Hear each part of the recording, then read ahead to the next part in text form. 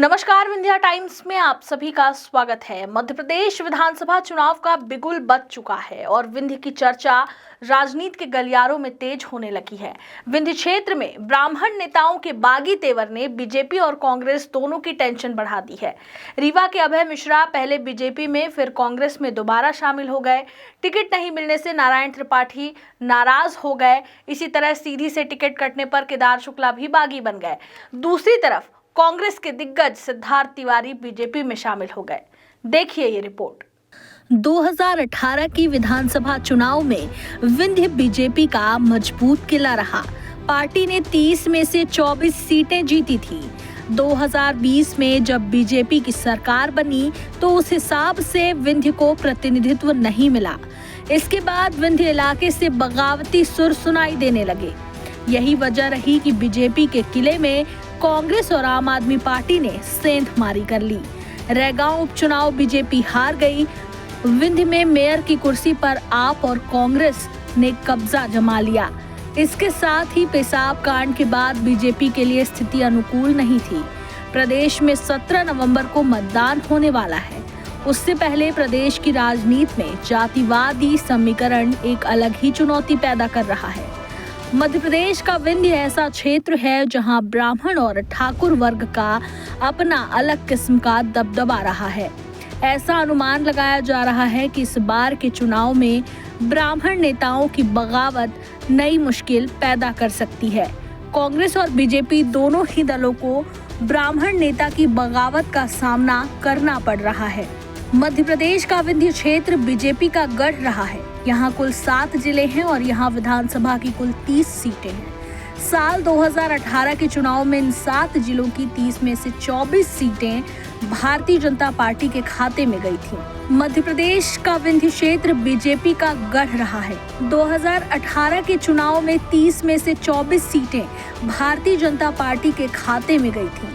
लेकिन यहाँ के ब्राह्मण नेता और मतदाता 2 वजहों से नाराज हैं। ज्यादा सीटें मिलने के बावजूद सरकार में ब्राह्मण मंत्री नहीं बनाए जाने से यह समाज पहले से नाराज था, तो सीधी कांड में प्रवेश शुक्ला के खिलाफ कार्रवाई करने से भी लोग खफा थे।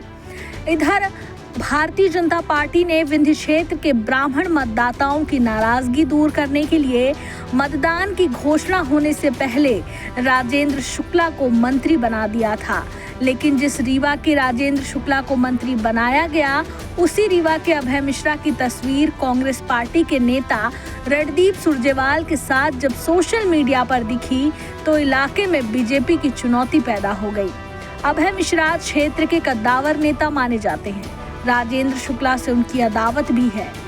अभय मिश्रा ने कांग्रेस छोड़कर बीजेपी का दामन थामा तो फिर से बीजेपी छोड़कर कांग्रेस में शामिल हुए और सिमरिया सीट से उम्मीदवार घोषित हुए।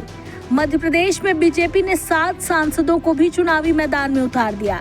लिहाजा कई स्थानीय नेताओं के चुनाव लड़ने का मौका छिन गया। ऐसे में कई नाराज नेताओं ने बीजेपी से अलग होने का फैसला कर लिया। इनमें एक नारायण त्रिपाठी हैं। जैसे ही इनकी पसंदीदा सीट मैहर पर बीजेपी ने श्रीकांत चतुर्वेदी को उतारा, नारायण त्रिपाठी ने बागी सुर छेड़ दिए। नारायण त्रिपाठी अपनी खुद की विंध्य जनता पार्टी से चुनावी मैदान में कूद गए। इधर नारायण त्रिपाठी की तरह ही बीजेपी नेता केदार शुक्ला का सीधी से टिकट काट दिया गया। बीजेपी ने सीधी से रीति पाठक को उम्मीदवार बनाया। दलित के ऊपर पेशाब कांड के बाद यहाँ बीजेपी के ब्राह्मण उम्मीदवार की चुनौती बढ़ गई। दूसरी तरफ केदार शुक्ला का बागी तेवर और भी कठिनाई पैदा कर सकता है।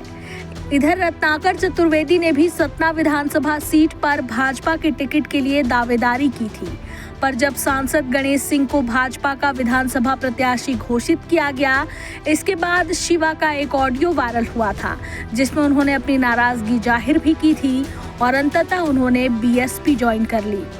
ब्राह्मण नेताओं के बागी तेवर से कांग्रेस पार्टी की भी चुनौती बढ़ती दिख रही है।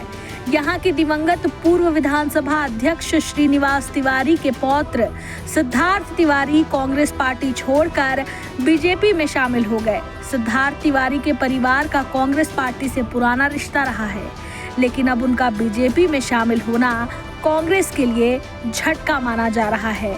देखना होगा कि ये बागी स्वर किन किन किलों में सेंध मारी कर पाते हैं।